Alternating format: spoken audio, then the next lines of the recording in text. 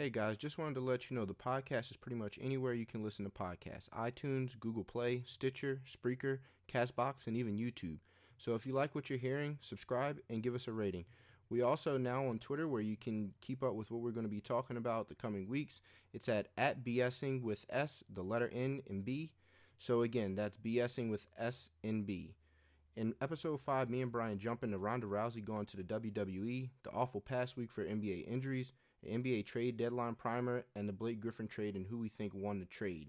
On the football side of things, we get into the blockbuster trade for Alex Smith and what that means for the future of the Washington professional football team and Kirk Cousins, and of course the Super Bowl. So without further ado, episode 5 of BSing with SMB.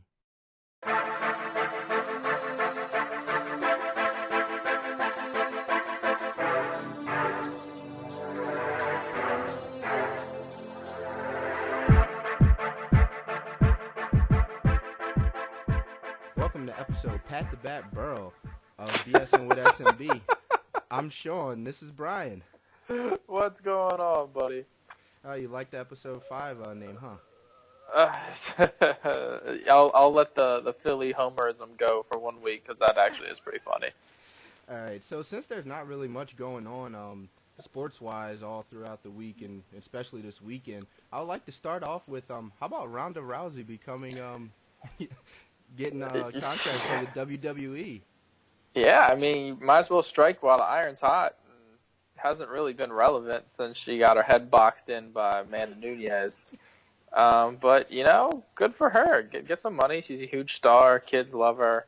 She'll be great. They'll do the same thing they do with Brock Lesnar, where she'll wrestle 3-4 times a year, and they'll make it out to be a big event. So, you know, it's interesting. It's a nice change of pace, and they just got to get somebody with her that can actually talk.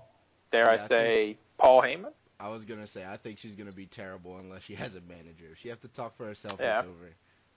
They literally need to make her just the female Brock Lesnar. Yeah, I think it could work. Yeah, for sure. But on to more important and pressing things. This is a terrible week for injuries in the NBA. I mean, you had Kevin Love going down, Boogie going down, Wall going down. What are your thoughts on, those different injuries and how they impact teams?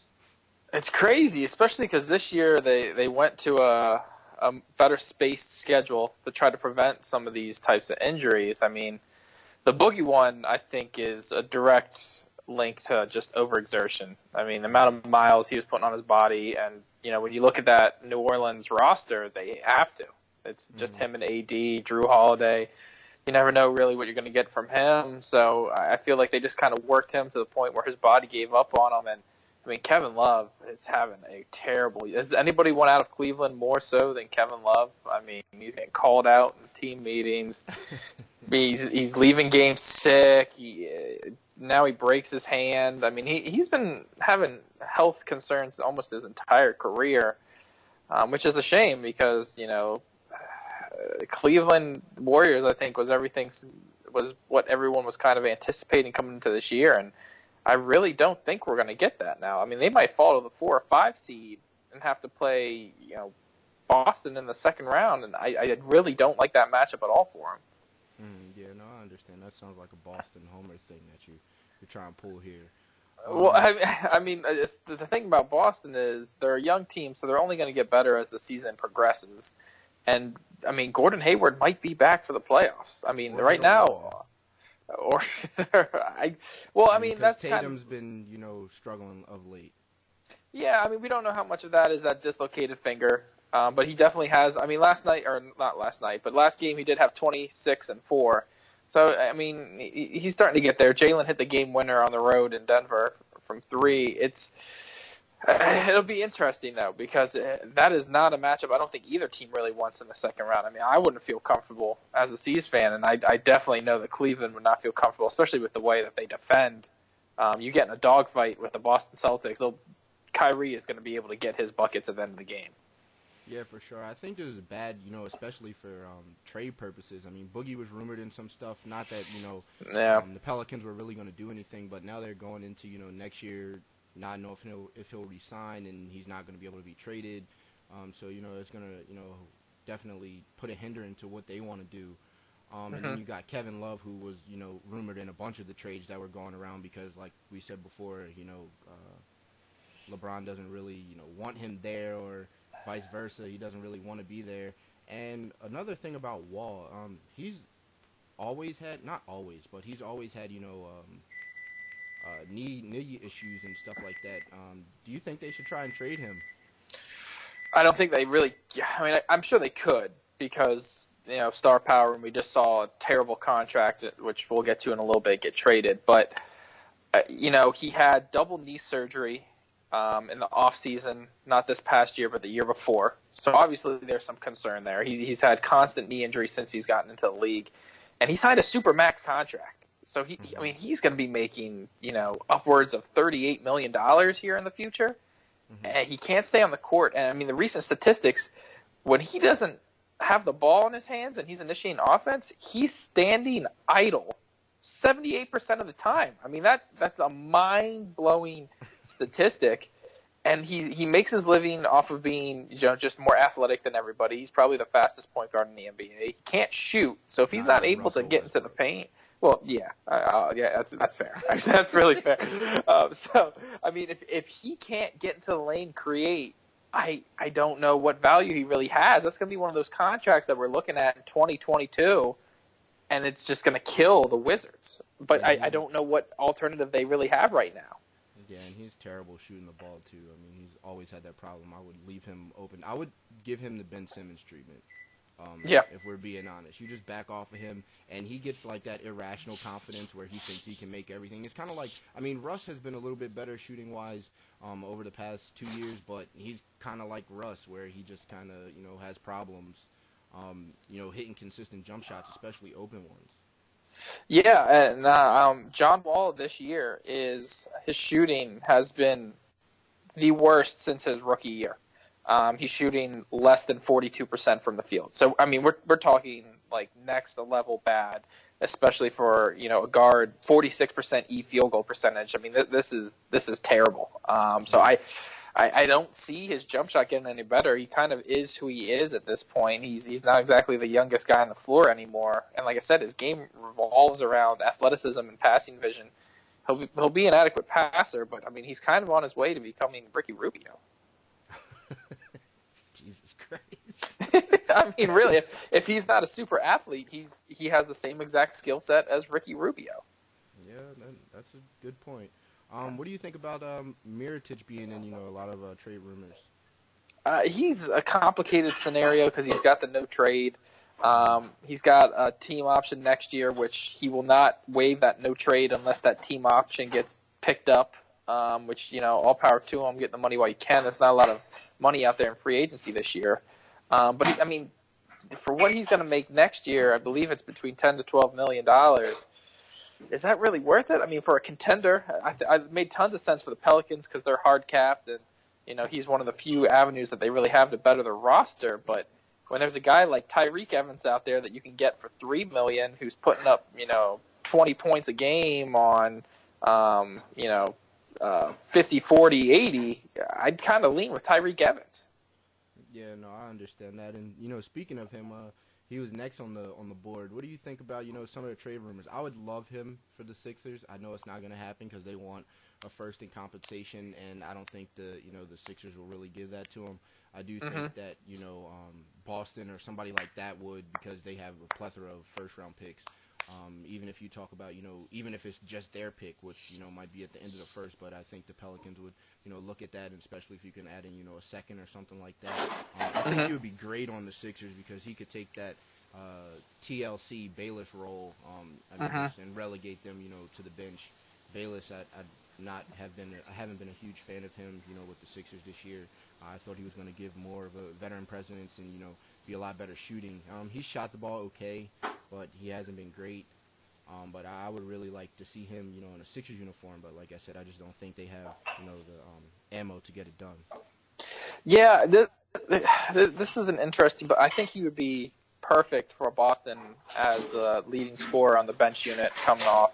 Boston has a designated player exception from the Gordon Hayward injury of about $8 million they can use. So they'd be able to absorb Tyreek Evans without having to send a player back, or they could send someone like Abdul Nader or, a young guy that doesn't really crack the rotation but get more of an opportunity there. And like you said, one of those late firsts. I really like him for New Orleans. I know we've seen this in the past, but I think he's a different player than he was when he was there in 2016.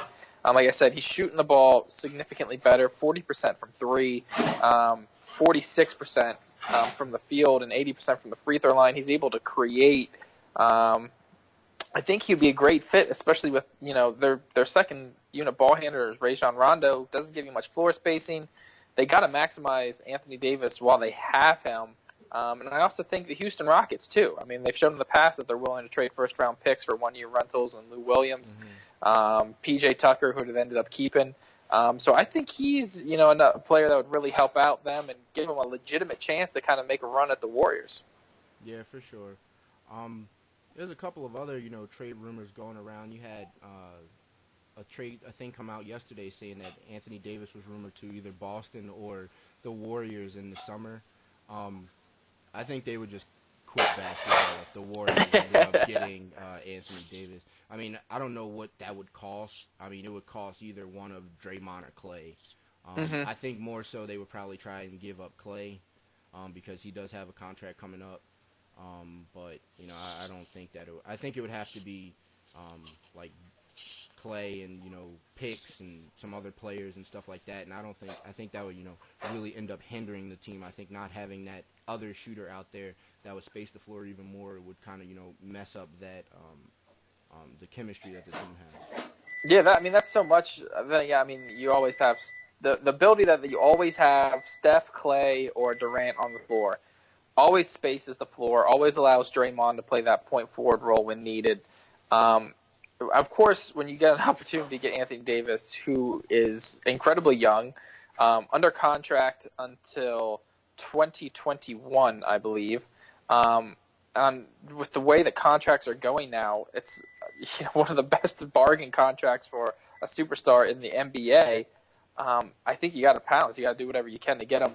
I don't see New Orleans moving him until 2019, where they can put an extension on the table. And if he says no, then they can say, all right, it's time to move him. By that point, he'll have 2 years left on his contract, $27 million and $28.75 million respectively. At that point, that's going to be a pretty reasonable deal with the way the salary cap's going and some of these horrible contracts we've seen. So I think New Orleans, the Boogie injury obviously kind of complicates it a little bit because that window of competing is gone, essentially. But I can't see Anthony Davis spending the next 4 years in New Orleans. Yeah, I agree. What do you think about the possibility of him to Boston? It's something that's going to continue with the amount of trade assets that Boston has and young players.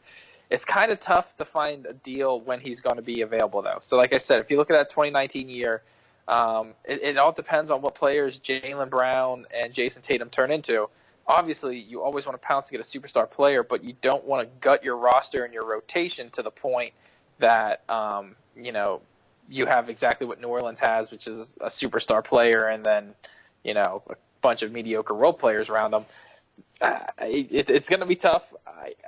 It all depends on when this Lakers/Kings pick conveys. If it conveys this year, I don't think it's really worth it. You just rock with the young core that you have and hope they develop into something special like what Golden State did. But if that conveys into 2019 for the Kings pick, I think that's when you're really going to start to see it pick up a little bit of steam. Because like you said with the Warriors, they'd have to throw in Clay or Draymond and then a pick, whereas the Celtics would have a pick that would have just significantly more value and some young players that a rebuilding New Orleans might be more interested in. I can't wait till that pick comes to the Sixers this year at 6 and we get Trae Young to space the floor. Oh, it's going to be glorious. And then he's gonna change his shot with a private shot coach, and he's gonna sit out for 50 games with Well, I mean, that's what happens when that's like in the contract in Philly. When you as soon as you sign, it's like you have to sit out, half the season or the whole season. It's in the contract. That's just how it It's goes. incredible. It's been 4 rookies in a row. I don't understand how this keeps happening. It's been more, hasn't it? You It's got been Nerlens, yeah, Ja, Embiid, Ben, and Fultz. Yeah, so it's, 5 yeah, 5 in a row. and if you want to count Dario too, because he didn't come over for Yeah. 2 years, so that's Oh my 6 goodness. first-round picks that haven't played their first season. Well, I guess Ja played for half the season. Then they shut him down. Yeah. Meniscus surgery. Yeah. Yeah. Hey. That's incredible. Incredible. Well, at least Ben Simmons and Joel Embiid every other game are there to show for it. So I guess it pays off So much every now and then. I love it. They had the hardest schedule in this in the NBA so far, and they're a game over 500. I think if you told any Sixers fan that at the beginning of the season, they would have taken that. That's true. Especially with Vegas saying that the over/under was 41 or 42, whatever it came out as. I think they're gonna, go over that. I don't think it'll be by much, but I think they will go over that. Seeing as how they, like I said, they had the hardest schedule to start. They have the easiest schedule to finish. So I think it'll be interesting. They can't lose any more of the close games to, teams that they have no reason to be in games with. The Suns, the Kings, the Lakers, for that matter. They can't lose those games down the stretch if they want to actually make a push into the playoffs. And with the East being so wide open, not that they're going to make any play to be in the Eastern Conference Finals or anything like that, but I think if they get a good matchup in the first round, depending on who it is, they could make some noise at least in that series. Yeah, I mean, it'll be interesting. Once again, they're a very young team, so you never know what version of them you're going to get come playoff time because there's so much room for development. It just comes down, is Joel Embiid going to be healthy, yes or no? If yes, they got a chance. If no, then I'm not as confident in them. Yeah, for sure. All right, so what do you think about that Blake Griffin trade that came out this week? I absolutely love it for the Pistons because, let's be honest, they're never going to get a player of Blake Griffin's caliber to willingly come to Detroit. So you have to strike. This is why you collect assets. You never know when a superstar is going to become available. They traded Avery Bradley, who, I mean, quite frankly, he's been awful this year. He has a PER of 10, and the average NBA PER is around 15. So he's been horrible. But he's the type of guy that you want on a team in a playoff series because you throw him at the best perimeter player on the opposing team. He's given Curry fits. He's given John Wall fits in the past. So, I mean, he's a valuable piece, unrestricted free agent. It'd be interesting to see if they re-sign him. Tobias Harris has been great this year, 18.5 points a game. He might finally be taking that step forward.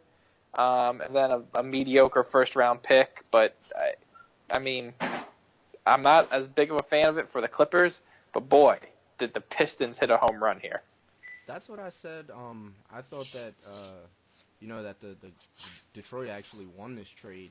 They get Blake, who, like you said, I mean, they're not gonna ever have a chance to, get like a big superstar unless they draft him. And it allows him to play that more point forward role that he's excelled at a little bit more in the Clippers, and it gives Reggie Jackson, who's not your traditional point guard, the ability to play off ball and be the scoring guard that he was when he was at OKC. Yeah, it'll be interesting to see what the floor spacing looks like for Detroit because Blake, while he's extended his range, he's still by no means a great perimeter player. He is a fantastic passer, and so is Drummond this year, surprisingly, as well. So it'll be interesting to see that dynamic of those two in the front court. He's a little bit more skilled than DeAndre was for LAC. But, man, their depth is just horrible. I mean, they've got Luke Kennard and Stanley Johnson and Reggie Jackson. I think that's it. I mean, geez, it'll be interesting to see how far Blake can get them. And, I mean, that contract, that's a huge contract. It is. And his body's breaking down on him. So I think that's why I think it was good for the Clippers as well because they probably want to rebuild. They're not going to go anywhere with this team. They're not doing anything in the East. You got to survive the Warriors. So I mean, with Blake already breaking down, he probably won't last another 3-4 years when the Warriors are finally kind of dwindling down and not being the same kind of force that they were. So I think getting rid of him.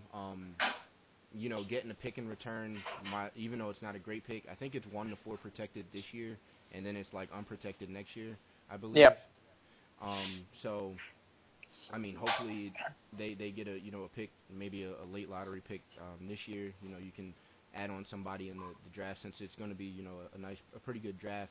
And then they still have the ability to trade Lou Will and DeAndre Jordan too, so they can get stuff for that. I think a lot of teams will be very interested in Lou Will. I mean, I would love Lou Will to be back with the Sixers because he gives you that scorer off the bench. I mean, I know he's starting now for the Clippers, but I think giving you that scorer off the bench would be very beneficial, especially for a team like the Sixers who don't really have that.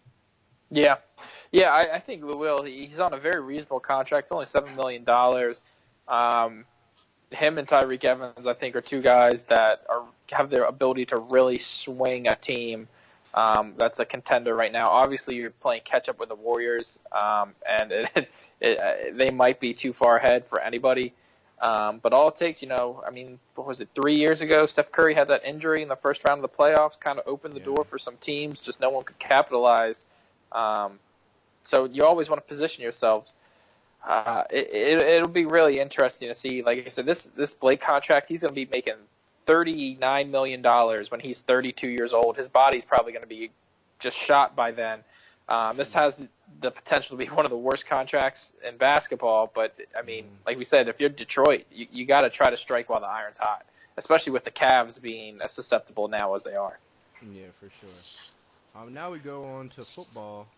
We'll start with some of the lesser news. The Titans hired Matt LaFleur, the OC of the Rams, to be their new OC, but he's actually going to be calling plays. He didn't call plays for the Rams. That was Sean McVay's job. And I don't really think that I'm not sure what his background is, but I don't know if that's the guy I want coaching Mariota, seeing as how they did a whole bunch of under the center stuff. I mean, yeah, it works with, the run game. They do have, two pretty good running backs.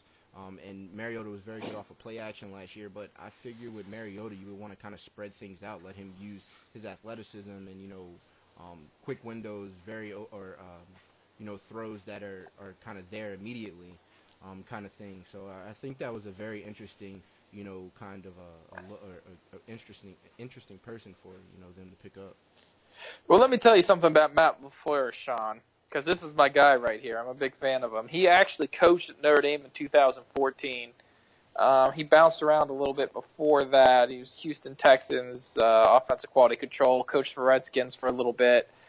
He's been a quarterback's coach almost his entire career up until becoming an OC last year for the Rams. He's been around a lot of different schemes. Like I said, he dipped into college ranks for a little bit. I like that in play callers nowadays, especially because the two teams you see in the Super Bowl now are two of the best at incorporating college schemes into their offense. And I really think he's the type of guy, like I said, more and more I want to see more new blood in especially offensive coaching in the NFL. I think this guy's a home run. He did an excellent job at Notre Dame. He worked with Matt Ryan for a couple of years, and then he was under the tutelage of boy wonder Sean McVay at LAC. So... or LAR, I guess. LAC. Clippers. Well, Chargers too. NFL. Clippers and the Chargers, So I like the hire a lot. It's exciting, and it'll be interesting to see. I think he's, the type of coach that you want to pair with Mariota. I think that is just your Notre Dame bias coming out. He made a great quarterback out of Everett Golson. If he could do that, he could do anything. That was your defense that made a great quarterback out of Everett Golson. Let's be serious. I mean, Monty Te'o and his girlfriend were making a great player out of Everett Golson. Well, on to more football news. How about Alex Smith getting traded and That's to the fantastic. Redskins? That's fantastic. 4 years, $94 million extension with $71 guaranteed. They're on the hook now for him for 5 years, $111 million. Like he's their quarterback of the future. There's no way around it. They have $71 million tied up into him.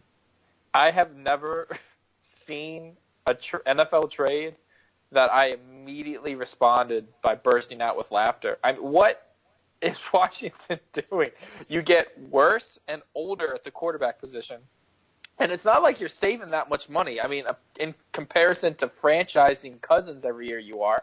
But this seems like the exact type of deal they could have gave Kirk Cousins 2 years ago, and they would have had a young guy locked up long term that's familiar with their system. Now you go out, you get Alex Smith. He's going to be 34 years old. He doesn't have great arm strength. He's only getting older. I mean, he's mobile. He plays well.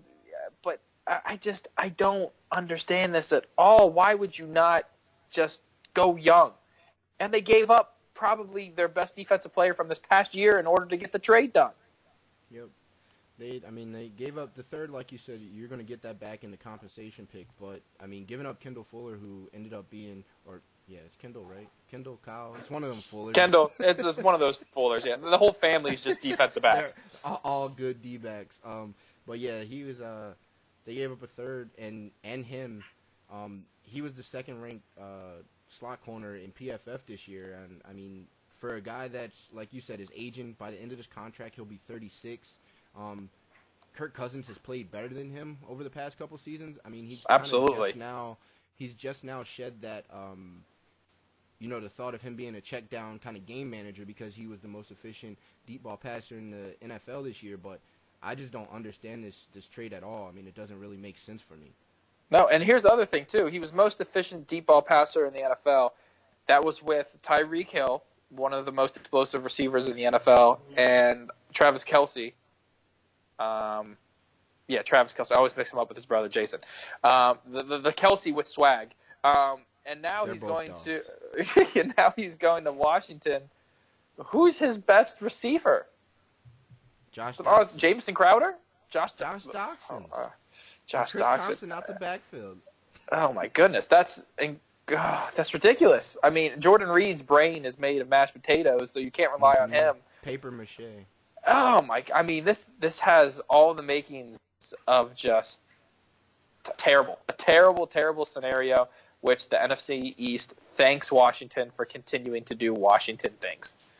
Yeah, for sure. They like to be the doormat of the NFC East, and I'm glad that they are reassuming that position.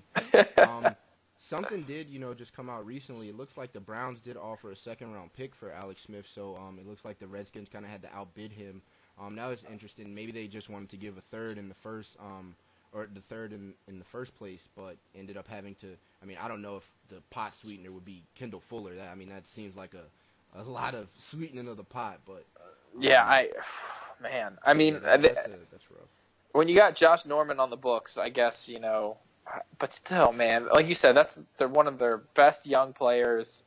And the Browns, look at the Browns going after average Alex. I mean, he didn't play average this year. I don't want people, coming at me for that. But I don't think he's the type of quarterback that can excel unless he's got an immense amount of talent around him. And they just don't have a quarterback to distribute it to. I mean, Duke Johnson is amazing. He's like one of the higher breaking tackle rates in the NFL. You got Josh Gordon, if he can stay off the weed. Corey Coleman, you got Njoku. I think, they definitely have weapons, and then they have, you say you get him, then you have the choice of taking whoever you want at one. You can even add, another defensive player, and then you could probably get Saquon at 4. I mean, that would be a solid situation if it was Alex Smith there. He'd just kind of being the distributor. I think that would be kind of good for them, but like you said, I mean, I don't know if I would have gone after him. But they do have a bazillion picks, so it doesn't really hurt. And then they could also draft one of those guys to kind of groom behind him, whether it's, Riley Ferguson, Mason Rudolph, one of those kind of guys, towards the third or something like that. I honestly think that now that you got me pondering this a little bit, unless they did this absurd extension, which wouldn't have made any sense in Cleveland, I think, Kaiser is a guy who had elite traits coming out. Obviously, he was terrible this year. I think part of it had to do with scenario, and part of it was he just wasn't ready. He came out of college a year early. He's the type of guy that if he can sit and learn for a couple years, his decision-making obviously was pretty brutal this year. I don't know how much of that can develop over time. He's a guy who had elite traits. If you would have brought in a veteran guy, maybe it would allow you, like you said, you can go best player at 1 and 4. especially with Joe Thomas starting to get a little bit older. They're eventually going to have to start rebuilding that offensive line by the time the next window is there. But, man, Washington really doing their best to become the Cleveland Browns of the NFC, and I'm here for it. And while we were talking about the Browns, I would like to say happy Hugh Jackson Day to everybody. He just 131. He's 1-31. How does he have a job at 1-31 over 2 years? I don't care who the team is. Like, that's borderline impossible. It's Cleveland. I mean, he has to have some sort of blackmail on the GM/owner. It just nothing else makes sense. Like, nothing at all. It's incredible. He's won one game on Sunday. Oh, no, he hasn't won any games on Sunday. His one win was on Saturday. Won any games on Sunday. Yeah, his only win is on Saturday. That's incredible. And even going back to the Raiders, like, he only had like 4 or 5. It's absurd. I don't get it. I don't get it. I don't understand how he still has a job. It's mind-boggling. What do you think is going to be the future of the Skins? I mean, like you said, and we could also talk about, maybe where Kirk lands, but I mean, with Alex Smith, like you said, he doesn't have many weapons. Do you think they're going to go after some in free agency? I put out a little bit earlier. It would be interesting, if they wanted to overpay Jarvis Landry, get him in the slot. But then that kind of, what do you do with Jamison Crowder? So I don't know. Yeah. It'd be interesting. I mean, you don't have a lot of options on the outside coming out this year. I mean, they might try and go after, Martavius Bryant or someone like that. But I really don't know where they go from here to give him more weapons or, are they going to draft weapons for him? Like, what are they going to do about that? Well, the thing is, this is a pretty rough draft class if you're looking for a receiver. There's not a lot of top-end talent. There's a lot of – we were talking about this last week, a lot of, like, number 2 types. Allen Robinson's out there, though, so that's a guy that I'm really interested in. But he's coming off a knee injury.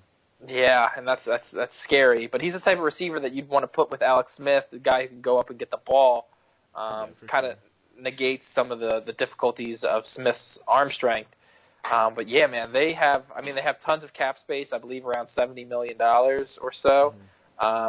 They're going to have to spend it because right now that is a very incomplete and questionable roster, especially with the loss of Kendall Fuller, one of their only bright spots on defense. Yeah, for sure. I definitely agree with that. Where do you think Kirk lands? I think the big player in this will be either the Broncos or the Vikings. I know the Vikings will have to do a little bit of maneuvering. Because they're going to have to pay, pretty much their whole defense here, coming here soon. Yeah. But I think the Broncos, they have about $26 million in cap space, and that's with Aqib Talib on the books, who most likely won't be there when the season starts. So that frees up another, I think it's like a $9 million on the books this year. So yeah. I don't know. I think that would be, interesting because that team is ready to win now. They have the defense to win. They have the weapons on the offensive end to win. They're going to have a high draft pick that they can use now. If they can get Kirk, they can take BPA there, whatever that is, whether that's another defensive player, whatever. I think that that would be probably the best fit, and they would be able to just give him a blank check basically. Yeah, I really would like to see him go to either Denver. And I think the Jets, obviously it's a big question mark with Robbie Anderson, but I liked how that team played this year. They really kind of played above their roster talent. And like you said, whatever team gets Kirk Cousins, that allows you to go best player available in the draft and get a potential difference maker. But those are the 2 teams I really like. Minnesota is pretty spicy because they have 16 quarterbacks that are all becoming free agents this year. And then Cleveland as well. I wouldn't count out Cleveland. They showed with this offer for Alex Smith of a 2nd-round pick that they're willing to go out and get an established guy. Kirk Cousins has got a lot of tread left on the tires. I think he'd be pretty interesting. And then if they can go best player available at 1 and 4, that gives them the ability to really build a young, talented team around Kirk. Can you imagine Chubb and Myles Garrett? That'd be insane. And then Saquon Barkley.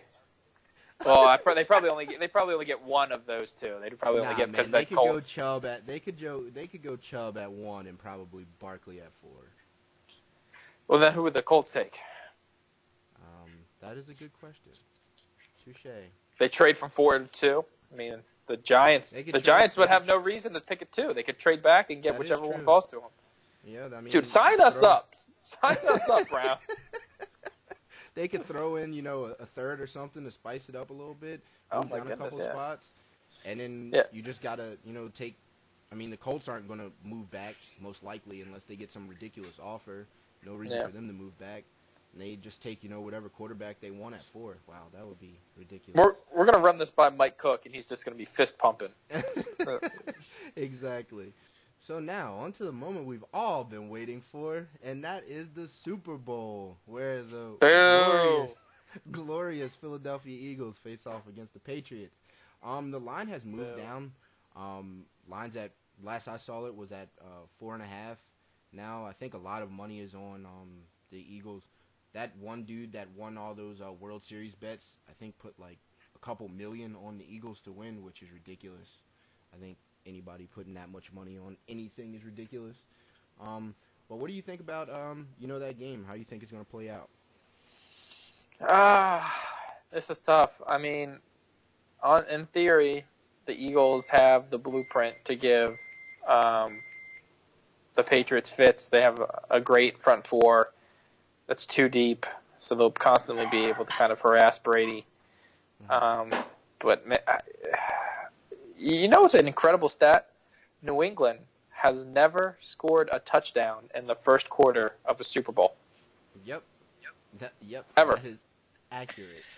And I feel like with this Eagles team, you need to get up on them and make them a little bit more one-dimensional offensively. You need to get up early. The Vikings did, but then Case Keenum was out there handing out points back to the Eagles. I don't think that would happen with Tom Brady. So this is the type of game. Pick 6 last year. And then he had the most incredible comeback of all time. The Falcons also forgot to how to play football for the last 10 minutes of that game as well. Yeah, that's true. This is the type of game that I feel like the Patriots get up 2 scores, it's over. Because they will not take their foot off of the gas. They won't get conservative. And the Eagles just aren't used to playing behind. The secondary isn't used to playing behind. It's an advantage that they've had all year because they've been pretty explosive, especially due to their offensive line play. So if they can get out to an early start, I think they got a chance. But at the end of the day, if the game's within 1 score, I'm going to have to side with the Patriots. You're going to have to go with the people that have been there and done it 4 times. Not saying that it's going to be, a blowout or anything like that, but even if they did get up on the Eagles, I think that would kind of play into the Eagles' hands. I mean, they're going to then probably start, throwing shorter passes, trying to run the ball, and that's where the Eagles excel because, they have great tacklers out there in the secondary. They do stop the run. Not saying that, it's better to be playing down because by no means is it better to be playing down. I would much rather them just be able to pin their ears back and just go at Brady with that front four, and try to harass him. But I think that will be the biggest thing. How the score goes. I'm not really worried about anybody or most of the people on the offense. I'm terrified of Gronk. I don't know what they're going to do to stop him. I think they're going to try to, chip him, do all kinds of stuff, have Malcolm Jenkins on him probably majority of the game. But then what do you do with the backside of the backfield? I don't know. We probably won't see Najee Good. I'm hoping we don't see Najee Good. I hope they go into that, that big dime that they were playing last week or the big nickel that they were playing where they had, 3 safeties instead of, having Najee Good on the field. Just Bradham, Kendrick, and Corey Graham down there if you're going to be in base because, like, Najee Good just didn't know where he was doing, didn't know where he was going, gave up that touchdown in the beginning of the Vikings game, not getting a call, knowing where he was supposed to go. I mean, the whole defense was confused at that point, but I just think that I don't really want to see him, and I think if you do see him, that would be, a problem. But, I'm not really super scared of anybody on that team, like I said, besides Gronk. Brady's Brady. You got to stop him anytime you're going to try to beat the Patriots. But, I mean, it's not like we haven't seen him, look bad or especially over, the last couple of games of the season. He was put together a pretty bad, 5-game stretch, but then he became Brady in the playoffs because, that's just what he does. He played against the Titans and then, the Jaguars couldn't get off the field and couldn't get a pass rush in the second half because they just wore him down, which I don't think will be a problem with the Eagles because, like you said, they are too deep in the front four, and they can go, with 8 different guys up there.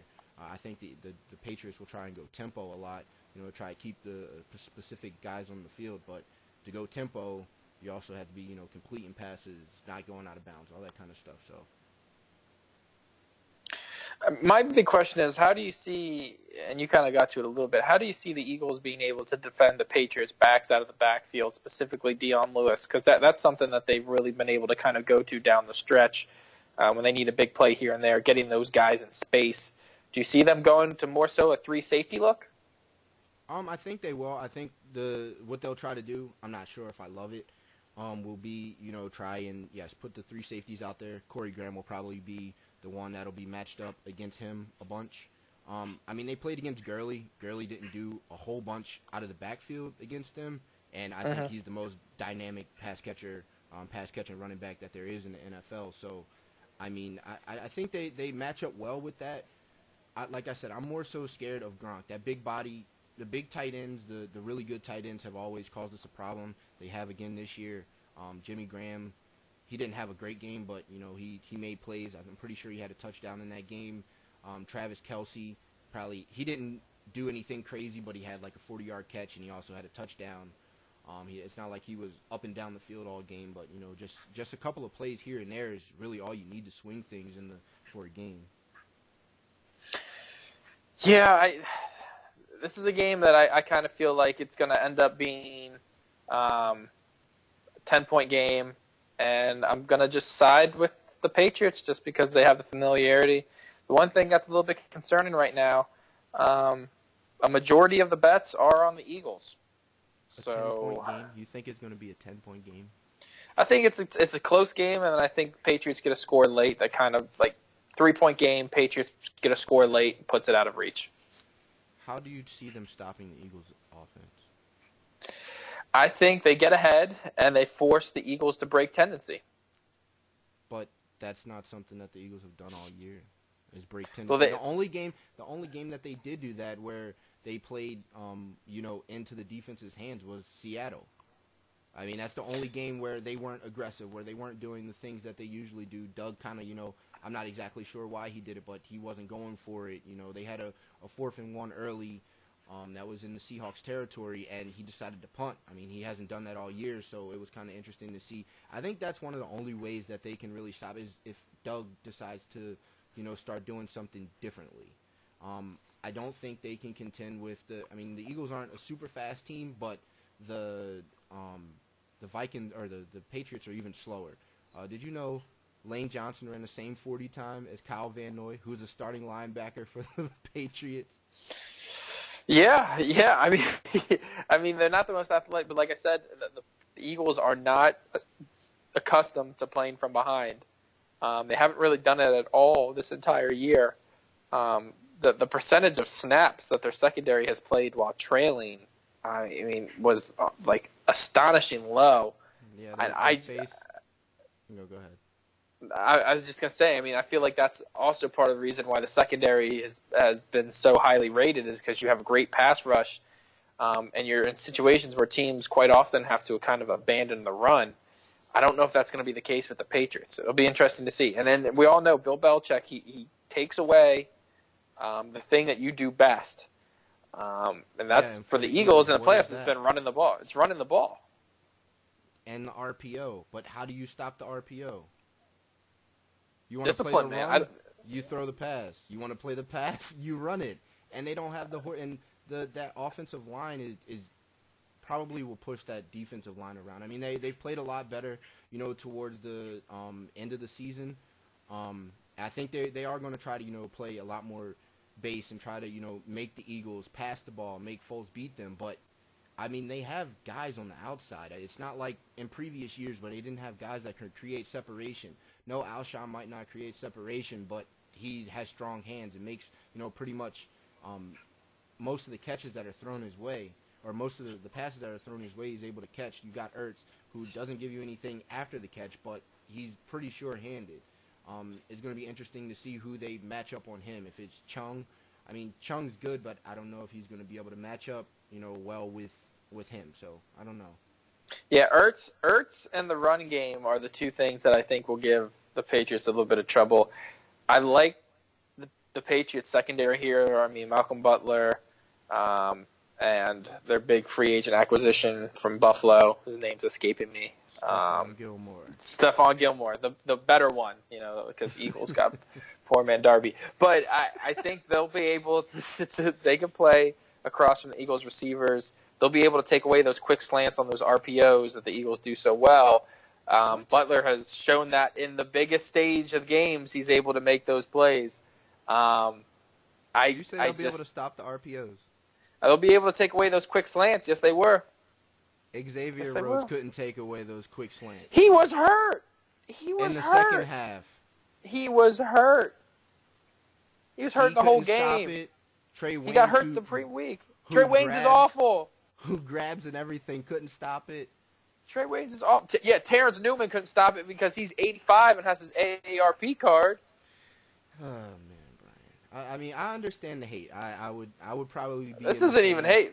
I would probably be in the same boat if I was a Eagles fan, or if the Cowboys were in the Super Bowl. Not that you have to worry about that, but if the Cowboys were in the Super Bowl and I was watching them, I would probably try to say all these crazy things too. But to say somebody's going to be able to stop the RPO and a team hasn't really done it all year, like I said, the only team that has is because the Eagles decided they didn't want to do that for the game. They didn't want to play that aggressive. Oakland did. Well, Nick Foles also was in his very first. The Falcons did. No, they didn't. The Eagles walked down the field when they did the RPOs. They scored how many points? Yes, but the RPOs aren't something that you do in the red zone. That's where they bog down. I mean, Dallas did it twice. Dallas did it twice. Dallas did it twice. Did what twice? It shut down the Eagles twice. The Eagles scored 37 points in their first game. Or 39 points, however many points they had. Carson Wentz only had like 120 yards passing.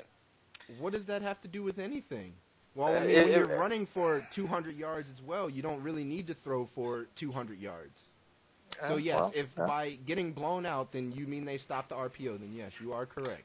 They did stop the RPO. I'm just saying, Nick Foles, people are going to fall in love with him because he had this out-of-body experience against the Vikings. He's more average than what he showed against the Vikings, and I don't know if you're going to be able to beat the Patriots with average quarterback play, especially if you're going to rely so heavily on those RPOs. I don't know. Like I said previously, you said it was this, out-of-body experience. He had this out-of-body experience for a whole season one time, so I don't know why you think he's a very streaky quarterback. When he gets it going, he could look like he's one of the best 5 quarterbacks in the league. When he's bad, he can be, look like he has no reason to be on an NFL field. But like I said last week, I think he's somewhere in between, and we don't need him to win the game. We just need him to be able to, not make mistakes, which he hasn't done. Yeah, we'll see. I mean, this will be the ultimate tell-all. And quick question, hot take: Nick Foles wins this game going away. What do the Eagles do with their quarterback situation next year? That's not a serious question, is it? I mean, do they trade Foles? Do they keep him under contract and have him sit on the bench? What do they do? What they probably do is they keep him on the bench. They keep him there to make sure Carson's fine when they see Carson's fine. And, I mean, you don't want to go into the season. I know they love Nate Sudfeld. You don't want to go into the season with Nate Sudfeld being your starting quarterback until Carson's ready if he's not ready week 1. So I think they do keep him until they see that Carson's going to be ready or Carson can play. And if there is any kind of, crazy injury that happens towards the beginning of the season, they might be able to fleece another team like they did the Vikings and get, maybe a high second-round pick or something like that for Nick Foles. But I honestly think they really want to, keep him until they make sure that he's fine.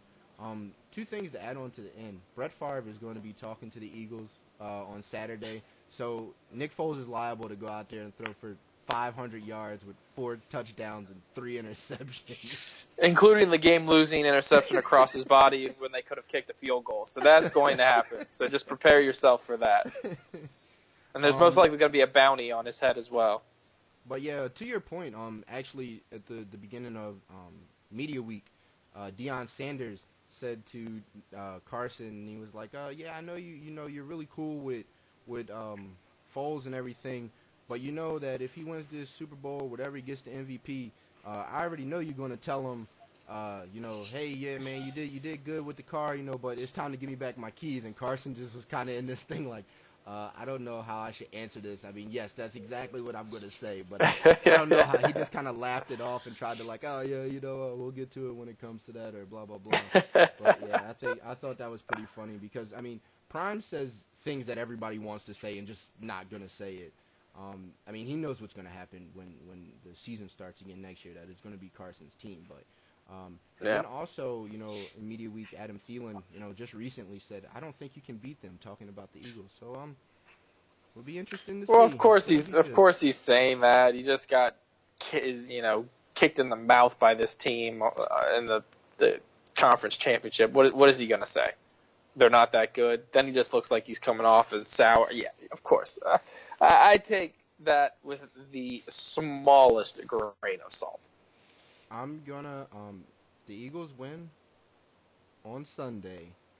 This whole podcast is gonna be next week's podcast is just gonna be designated to me gloating. And with all sports talk is off, is only Eagles talk for the whole podcast. You're gonna be looking at a video stream of Whiskers with my headphones on for an hour, if that's the case. Just to let you know. All right, bud. I'll talk to you. See you next Wednesday. Yeah, take care, man. See ya. All right.